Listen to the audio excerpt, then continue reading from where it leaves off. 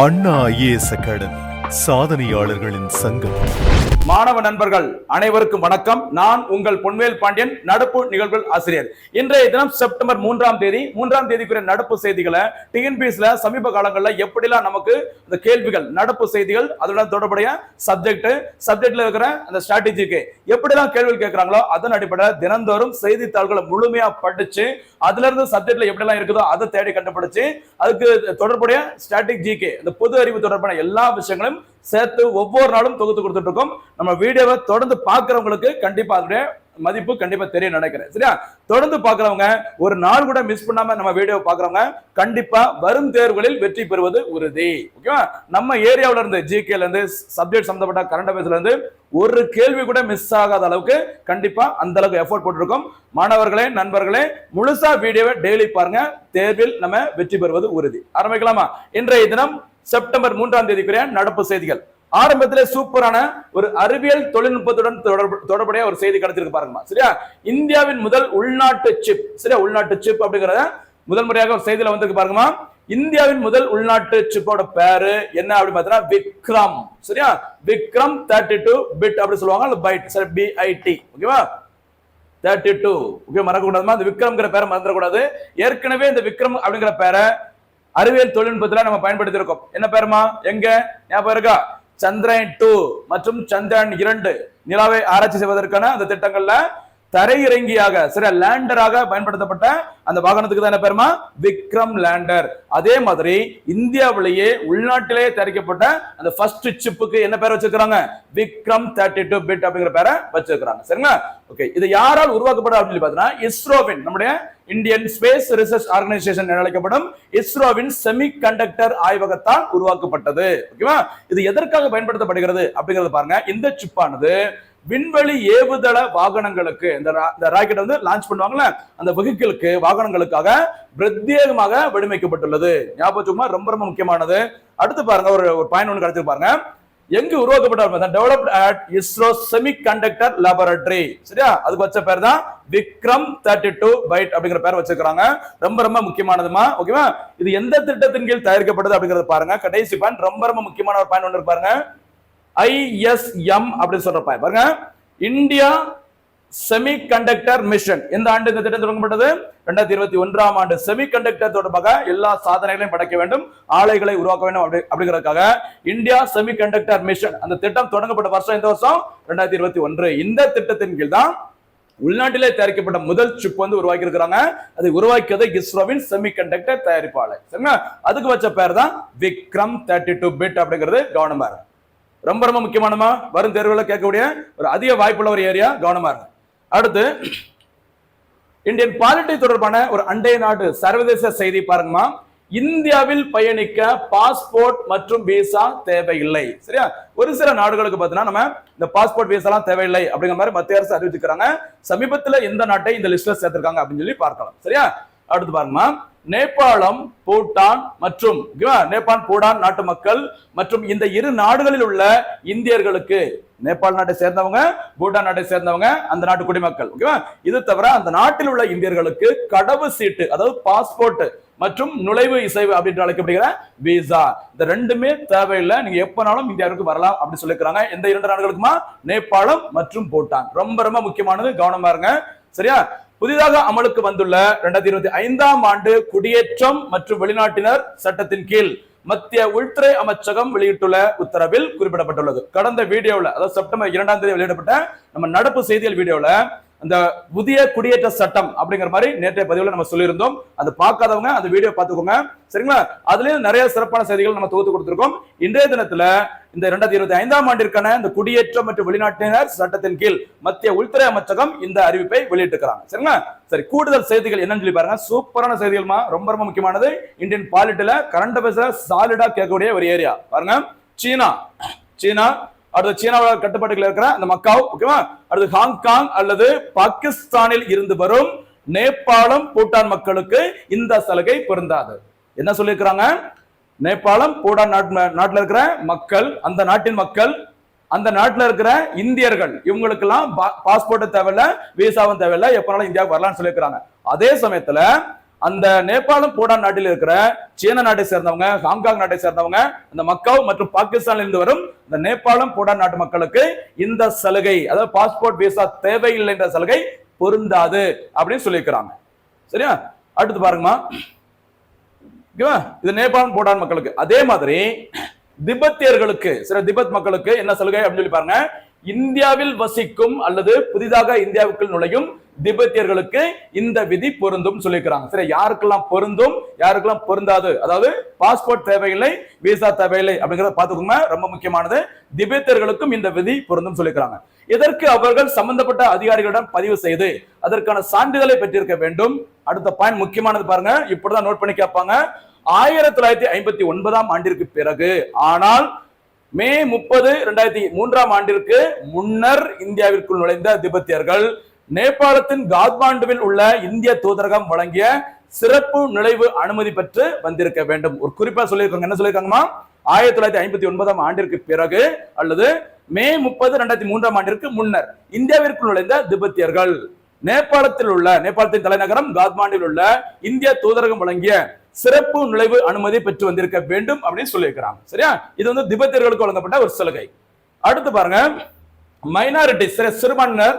அதே போல் ஆப்கானிஸ்தான், வங்கதேசம் மற்றும் பாகிஸ்தானில் மத ரீதியான தாக்குதலுக்கு உள்ளாகி டிசம்பர் 31, 2024 ஆண்டிற்கு தேதிக்கு முன்னர் இந்தியாவில் தஞ்சமடைந்த சிறுபான்மை மக்கள். ஓகேவா? யாரெல்லாம் பாத்தீங்கன்னா அந்த 6 மத பிரிவினர்கள். ஓகேவா? இந்துக்கள், சீக்கியர்கள், புத்தர்கள், புத்திஸ்ட், அடுத்து சமணர்கள், ஜெயின்ஸ், அடுத்து பார்சி இனத்தவர்கள், கிறிஸ்தவர்களுக்கு கடவு சீட்டு மற்றும் நுழைவு இசைவு வைத்திருப்பதில் இருந்து விலக்கு அளிக்கப்பட்டுள்ளது. என்ன சொல்லியிருக்கிறாங்கம்மா? பாத்துக்கோங்க, ரொம்ப முக்கியமானது. ஆப்கானிஸ்தான், பாகிஸ்தான் மற்றும் வங்கதேசம் ஒரு காலத்துல இந்தியாவின் ஒருங்கிணைந்த பகுதிகளாக இருந்தவை. இந்த 3 நாடுகளிலும் மத சிறுபான்மையினராக இருக்கிற ஒரு 6 மக்கள், 6 குரூப். யாரெல்லாம்? இந்துக்கள், சீக்கியர்கள், புத்தர்கள், சமணர்கள், பார்சி இனத்தவர்கள் மற்றும் கிறிஸ்தவர்கள். இவங்களுக்கும் இந்த இதுல இருந்து விலக்கு வழங்கப்பட்டுள்ளது. சரிங்களா? ரொம்ப ரொம்ப முக்கியமானதுமா, கவனம் பாருங்க. இந்துக்கள்லாம் இந்தியாவுல பெரும்பான்மையா இருக்கிறாங்க. ஓகேவா?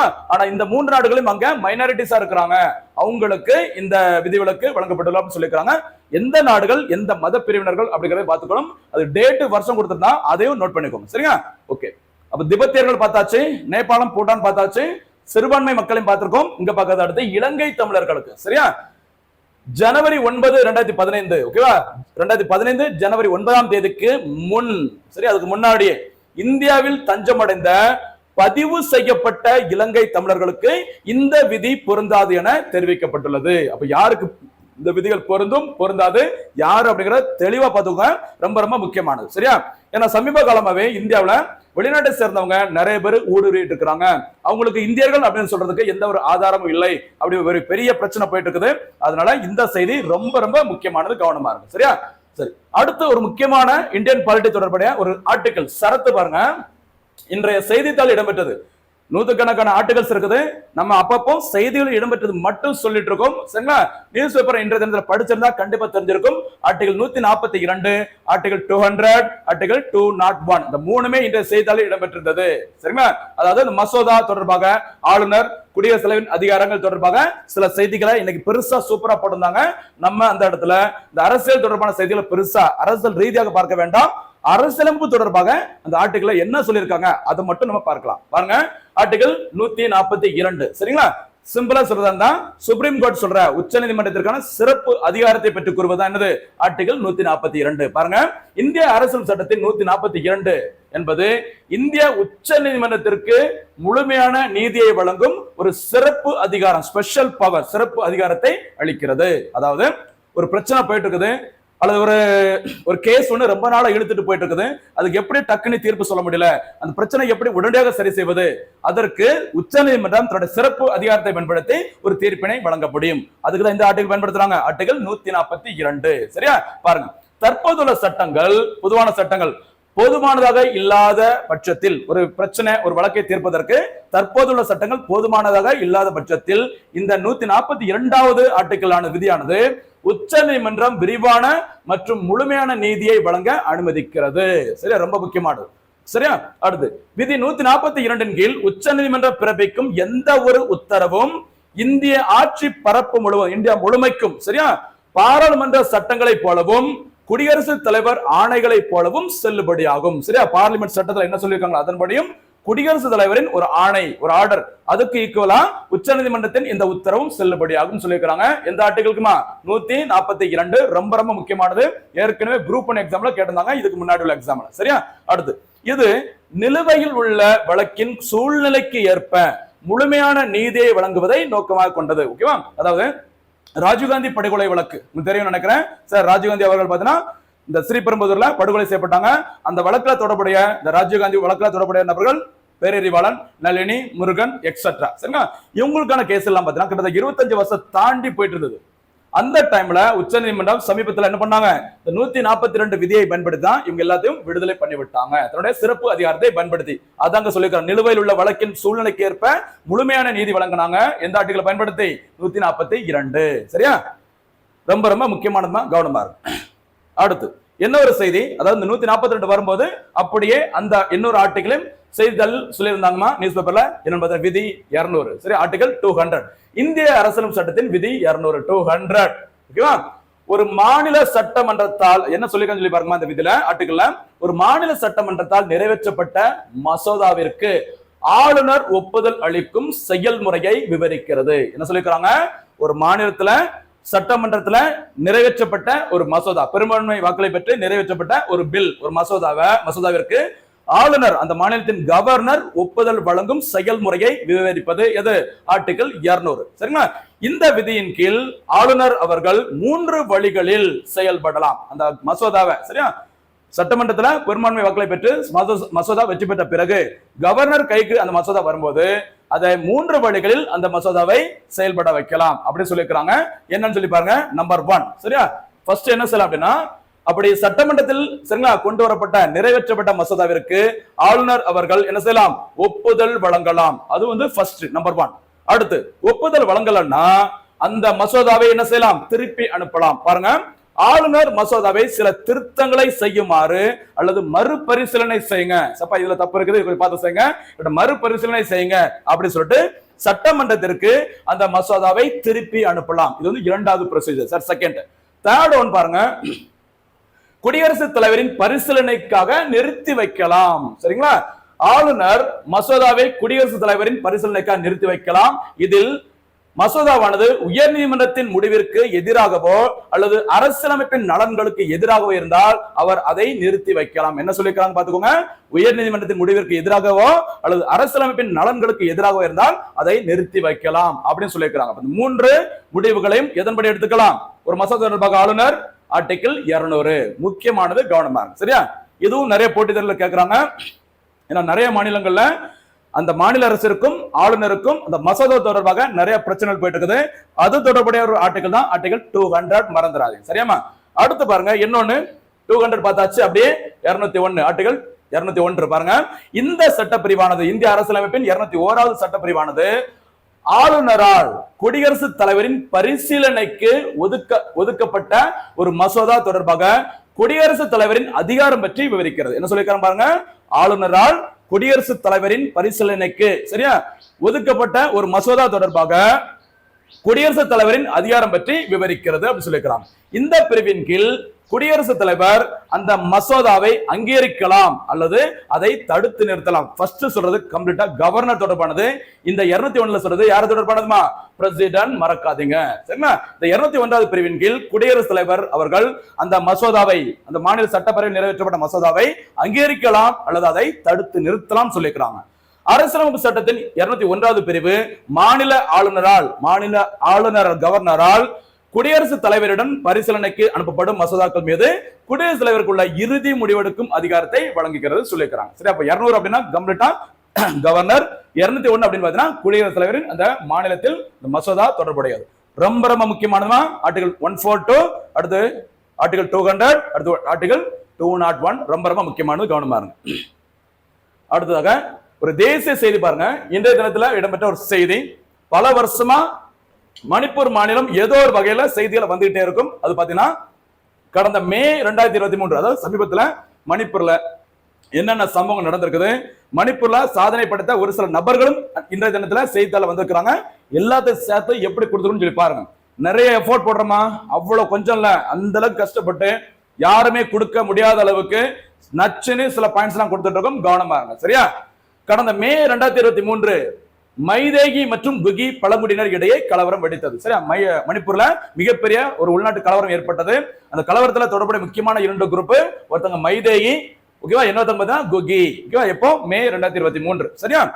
அதுக்கப்புறம் இந்த கலவரத்தை தொடர்ந்து மணிப்பூர் மாநிலத்தின் முதல்வராக இருந்தவர் பிரேன் சிங் அல்லது பைரன் சிங் என்று அழைக்கப்படும் நபர், பிஜேபி கட்சியை சேர்ந்தவர், தன்னுடைய பதவியை ராஜினாமா செய்தார். ஓகேவா?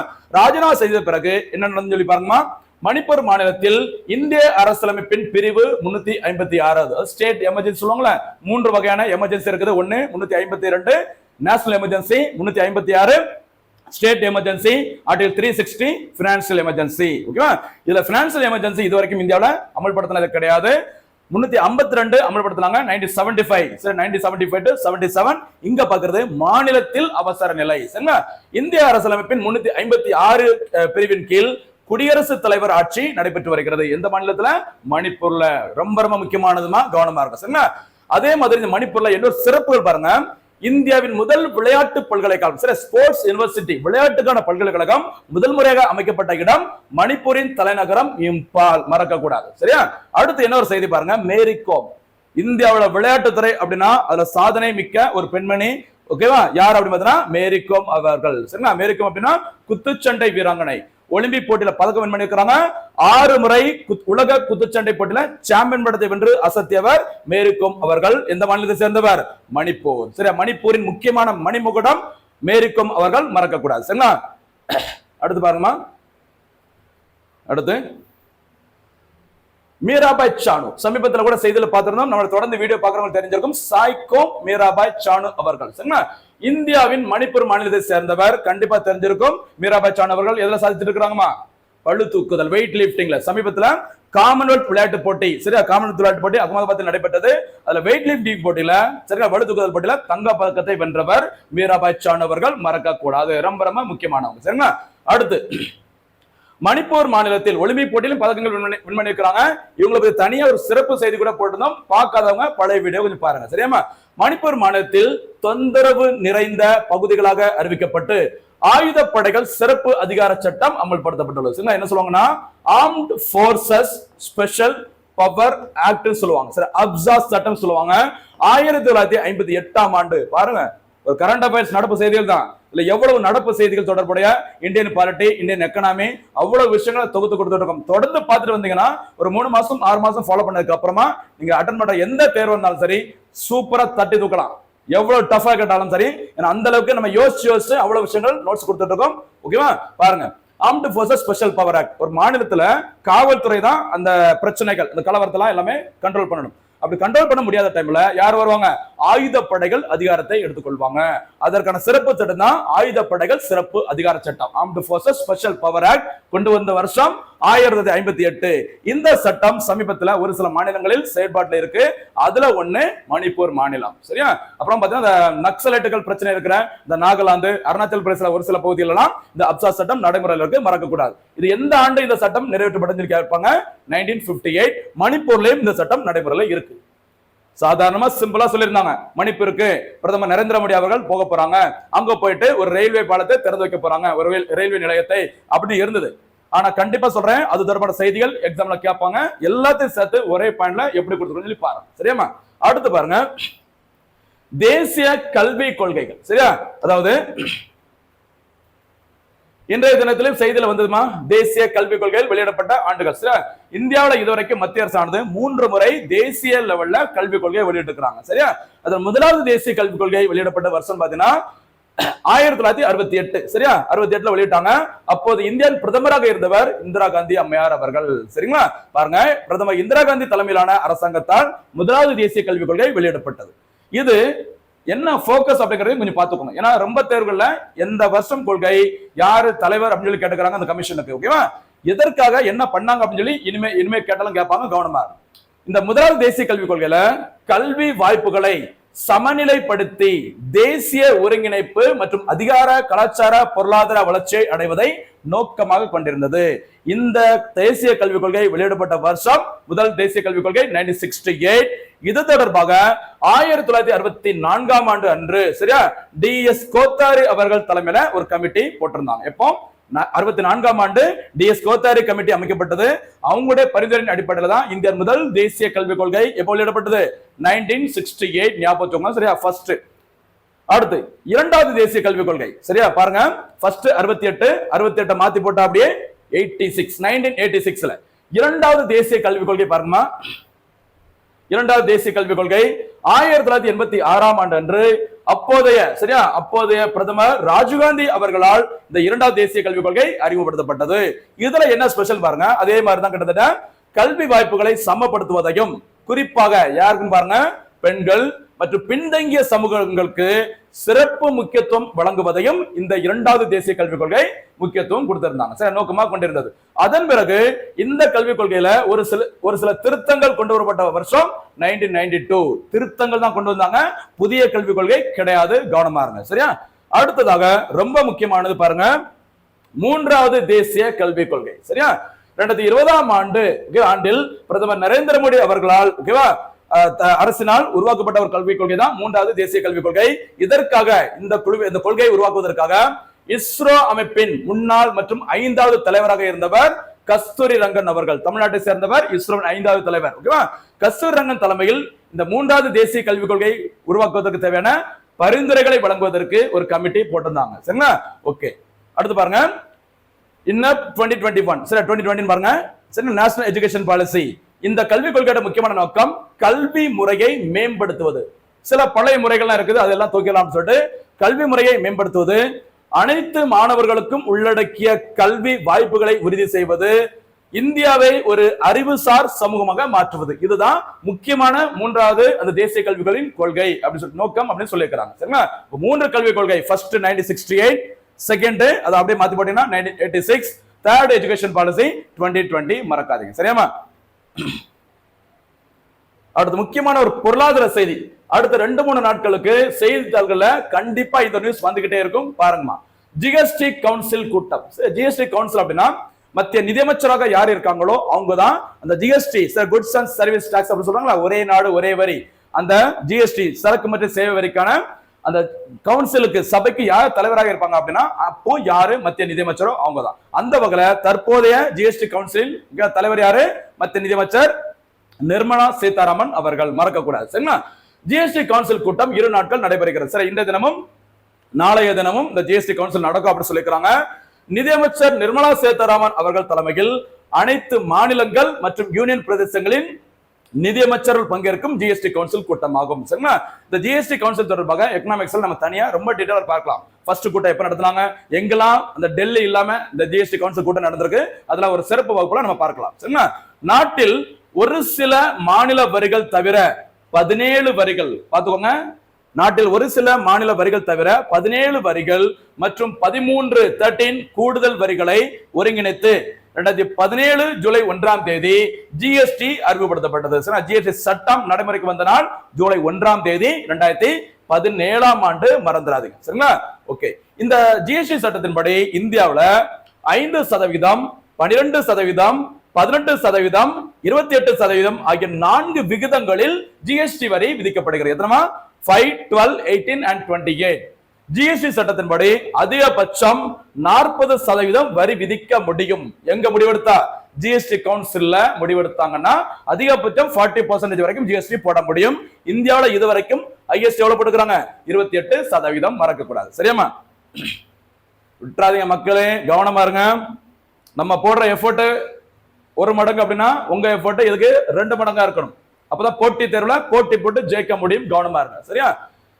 சரி பாருங்கம்மா. இந்த வரி விதிப்பால் ஜிஎஸ்டி வரி விதிப்பால் மாநிலங்களுக்கு ஏற்படும் வருவாய் இழப்பை, ஏன்னா மாநிலங்கள்ல ஒரு சில வரிகளாம் ஒருங்கிணைத்து ஒரே வரியா போட்டாங்கன்னு சொன்னால, அப்படி மாநிலங்களில் வரி போட்டா அந்த மாநில அரசிற்கு இந்த உள்ளாட்சி அமைப்புகளுக்கு சில வரி வருமானம் கிடைச்சது. ஜிஎஸ்டி வந்ததுக்கு அப்புறம் அவங்களுக்கு கிடைக்க வேண்டிய அந்த வருவாய் இழப்பு ஏற்பட்டது. அந்த இழப்பை ஈடு செய்ய ஆடம்பர மற்றும் தீமை தரக்கூடிய இந்த சின் டாக்ஸ் அப்படி சொல்லுவாங்களே, சின் டாக்ஸ்னா இந்த தண்ணீர் இருக்க சின்டாக்ஸ் டேங்க் கிடையாது, சின்டாக்ஸ் பாவ வரிகள். சரிங்களா? தீமை தரக்கூடிய பொருட்கள் மீது 1 முதல் 290%, சரி, 1 முதல் 290% வரி விதிக்கப்பட்டது. இந்த நடைமுறையானது முதல் கட்டமாக ஜூன் 2022 வரை 5 ஆண்டுகளுக்கு அமல்படுத்தப்பட்டது. ரொம்ப ரொம்ப முக்கியமானமா கவனமா இருங்க. இந்த ஜிஎஸ்டி இழப்பீட்டு தொகை 5 வருஷத்துக்கு நடைமுறையில் இருந்திருக்குது. அதன் பின்பு மார்ச் 1, 2026 வரை இந்த திட்டம், சரி, அந்த இது நீட்டிக்கப்பட்டுள்ளது சொல்லியிருக்காங்க. ஃபர்ஸ்ட் 22 வரை சொல்லியிருந்தாங்க. அதுக்கப்புறம் இந்த மாநிலங்களுக்கு ஏற்பட்ட ஜிஎஸ்டி வருவாய், ஜிஎஸ்டி அறிமுகப்படுத்தினால ஏற்பட்ட வருவாய் இழப்பை ஈடு செய்வதற்காக இது மார்ச் 1, 2026 வரைக்கும் நீட்டிப்பு செய்யப்பட்டது. சரிங்களா? சரி, அடுத்து பாருங்க. இதுதான் கரண்ட் அஃபேர்ஸ்ல இருக்கிற ஜிஎஸ்டி. பாருங்க, மக்கள் அன்றாடம் பயன்படுத்தும் பொருட்கள் மீதான ஜிஎஸ்டியை குறைக்கும் வகையில் அடுத்த தலைமுறை சீர்திருத்தம், அதாவது என்ன சொல்றாங்கன்னா ஜிஎஸ்டி 2.0. சரி, ஸ்டார்டிங்ல 4 விகிதங்கள ஜிஎஸ்டி சொன்னாங்கல்ல, இப்போ 2 விகிதங்கள்ல தான் ஜிஎஸ்டி விதிக்கப்படும் அப்படின்னு சொல்லிட்டு ஜிஎஸ்டி வெர்ஷன் 2.0 அப்படிங்கிற சரி சீர்திருத்தம் மேற்கொள்ளப்படும் என சுதந்திர தின உரையில் பிரதமர் நரேந்திர மோடி அவர்கள் தெரிவித்தாங்க. ஓகேவா? இதனை தொடர்ந்து என்ன சொன்னாங்க அப்படின்னா, இந்த சுதந்திர தின உரையில பிரதமர் நரேந்திர மோடி அவர்கள் 12% மற்றும் 28% ஆகிய ஜிஎஸ்டி விகிதங்களை நீக்கிவிட்டு 5% மற்றும் 18%, எவ்வளவுமா? 5% மற்றும் 18% இந்த ஜிஎஸ்டி மட்டும் தான் இனிமே இருக்கும் அப்படி சொல்லியிருக்காங்க. சரியா? 5%, 18% என்ற இரு விகித நடைமுறையை பின்பற்றுவது புகையிலை, நோட் பண்ணிக்கோங்க, இந்த டொபாக்கோ, புகையிலை, குட்கா, பான் மசாலா போன்ற குறிப்பிட்ட சில அந்த பாவ பொருட்கள் சொன்னால ப்ராடக்ட், சில பொருட்கள் மீது மட்டும் 40% வரி விதிப்பது தொடர்பான முன்மொழிவை மாநில நிதியமைச்சர்கள் குழுவிற்கு GOM, சரியா, மாநில நிதியமைச்சர் குழுவிற்கு நிதியமைச்சகம் வழங்கியுள்ளது. அதுக்கப்புறம் என்ன நடந்து சொல்லி பாருங்க, மறக்காதுங்க.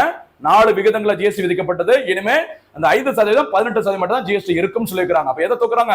12%, அதிகபட்சமான 28% இனிமே இருக்காது அப்படிங்கிற மாதிரி கருதப்படுகிறது. ஜிஎஸ்டி கவுன்சில் அதற்கான முடிவுகளை எடுப்பாங்க. சரியா? சரி, அடுத்து பாருங்கம்மா. 90% பொருட்களுக்கு வரி குறைப்பு. நார்மலா நம்முடைய சாதாரண மக்கள் பயன்படுத்தக்கூடிய ஒரு 90% பொருட்களுக்கு வரி குறைக்க போறாங்க.